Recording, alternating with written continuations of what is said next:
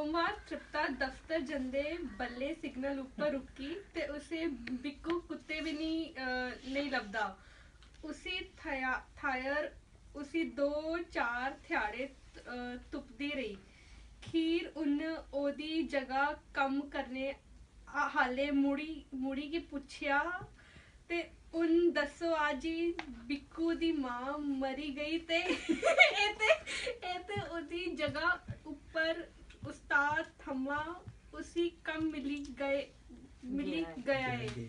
तृप्ता दा मन उदास होई गया। अगले रोज तृप्ता पता करते करते बिक्कू दी जुगी तगर पुजी गई। तृप्ता की दिखे बिक्कू फिसी पिया।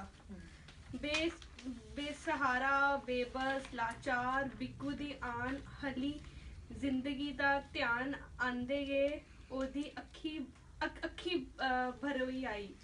हुन तगर ते एदे कोल मां दे रूप च जीने दा इक बहाना हा। हुन अगे एह के करग।